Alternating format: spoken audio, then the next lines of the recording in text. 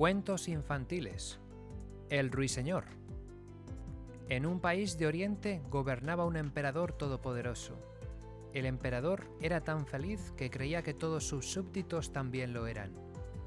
Si por casualidad llegaba a sus oídos la queja de alguno de ellos, el emperador, sorprendido, preguntaba a sus consejeros: ¿es que se ha roto algún jarrón de porcelana?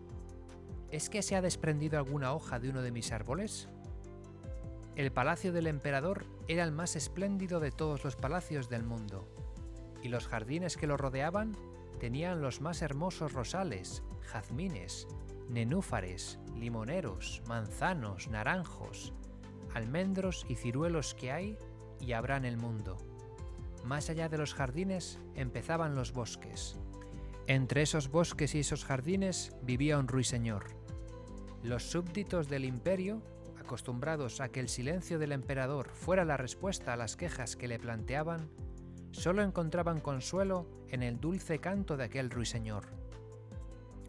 Todos sabían el bienestar que producían los trinos de aquel ruiseñor a quien tuviese la fortuna de oírlos. Todos lo sabían, menos quien creía saberlo todo, el emperador.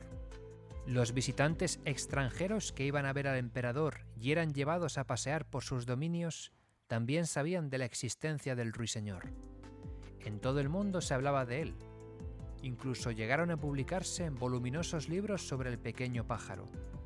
Los más sabios científicos y profesores se esforzaban por descifrar el misterio de su canto, y los músicos y poetas de todo el planeta intentaban imitarlo, aunque ninguno lo conseguía. Entretanto, ajeno a todo aquel ruido, el ruiseñor no hacía más que cantar. Un día, el emperador, más aburrido que nunca, puso la tele para entretenerse. «¡Atención! ¡Últimas noticias!», interrumpió la programación un locutor. «Ha llegado a nuestra redacción una cinta grabada con el canto de la gran atracción del imperio, el ruiseñor». El emperador saltó de su trono y mandó llamar a su primer ministro. «¿Un ruiseñor? ¿Qué es eso? ¿Todo el mundo está enterado de lo que sucede en mi imperio menos yo? Quiero tener a ese ruiseñor en mi palacio ahora mismo». «Sí, ahora mismo, señor», solo acertó a decir el sumiso primer ministro. El primer ministro hizo una reverencia y salió de los aposentos del emperador. Como un rayo, subió y bajó escaleras, corrió por los pasillos, llamó por todos los teléfonos fijos y móviles. Finalmente, al grito de inútiles, reunió a todos sus funcionarios. «¡Buscad al ruiseñor!», les ordenó. «El hijo predilecto de los dioses, amo del trueno y del rayo, nuestro bienamado emperador, quiere tenerlo ahora mismo en su palacio».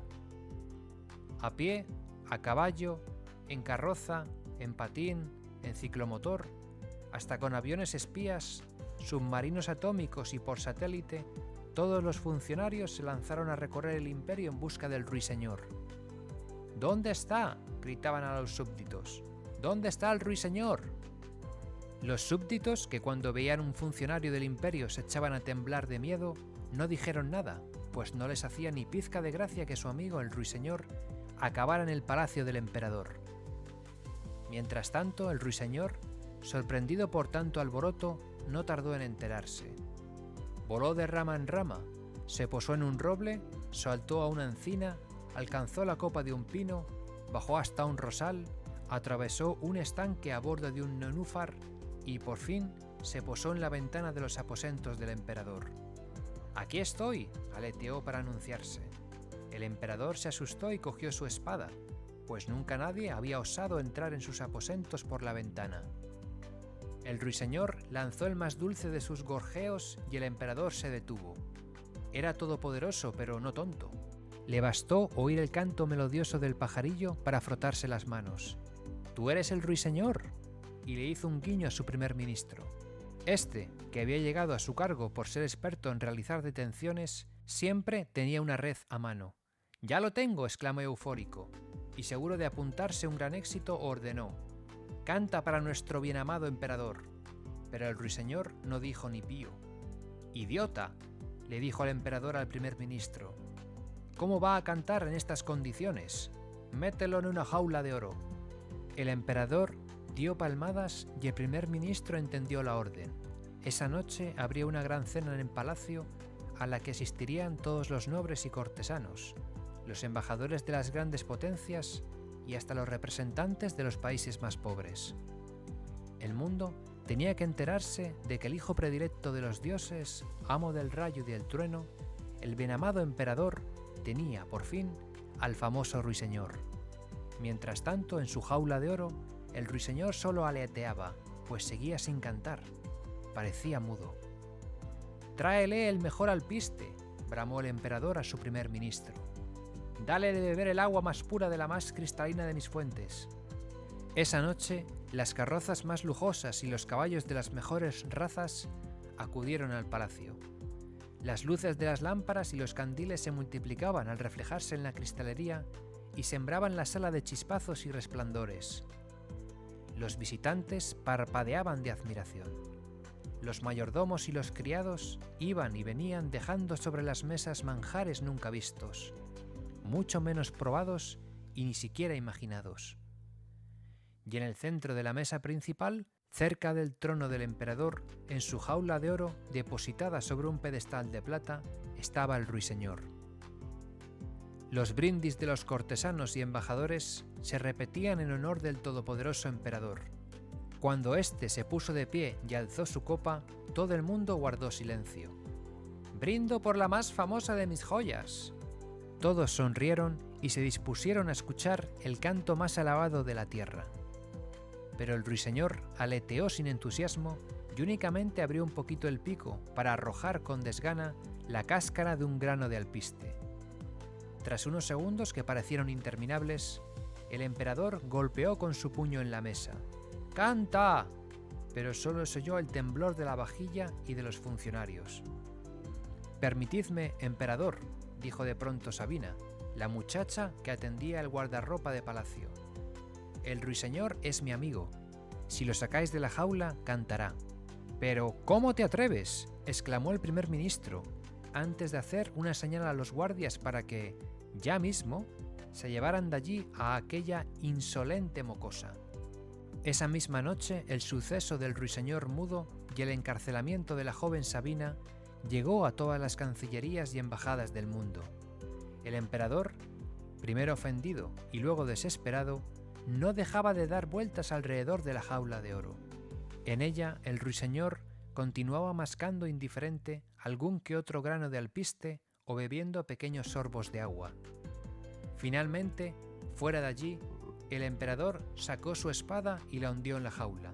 Pero el ruiseñor, que a lo largo de su vida había sobrevivido a fuertes vientos, lluvias y nevadas, se hizo a un lado tranquilamente. A continuación, por el hueco agrandado por la espada entre los barrotes, el pajarillo salió de su encierro. Después de revolotear por la inmensa sala, el ruiseñor se posó en el alféizar de la ventana, entreabrió el pico y respiró tranquilo. «¡Cogedlo!», gritó el emperador. «¡Cogedlo! ¡Cogedlo!», repitió como un eco el primer ministro. Todos los funcionarios y guardias se precipitaron hacia la ventana.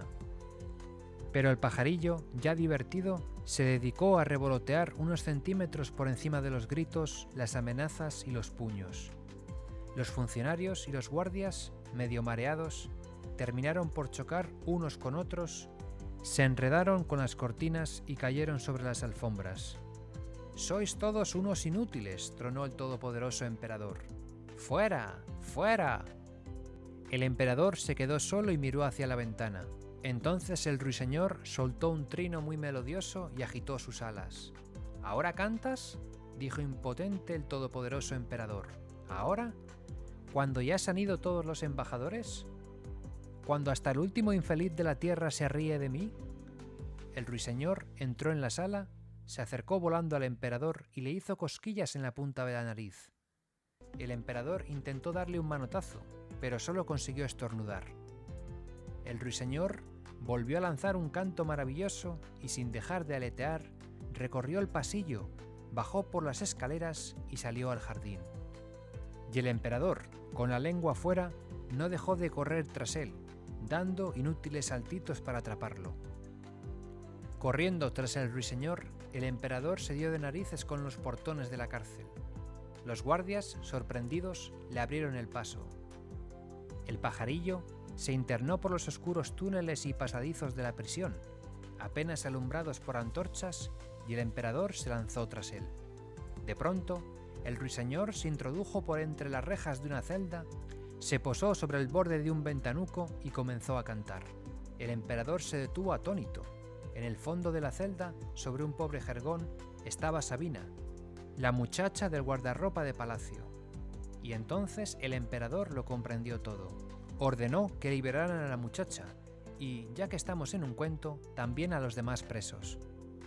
Dicen que el emperador, por primera vez en su vida, se sintió libre. Y debe ser cierto porque, con el tiempo, jubiló al primer ministro y a los funcionarios, que ya no le hacían falta para nada. Ahora, cada vez que necesita un consejo, escucha al ruiseñor, que ya nunca deja de cantar. ¿Y Sabina, la muchacha del guardarropa de palacio? Si este cuento fuese un cuento cualquiera, el ruiseñor habría sido un príncipe, pero no, este es un cuento de verdad. Por eso, desde hace tiempo, Sabina también canta, y perdón por la rima, con ello encanta. Fin.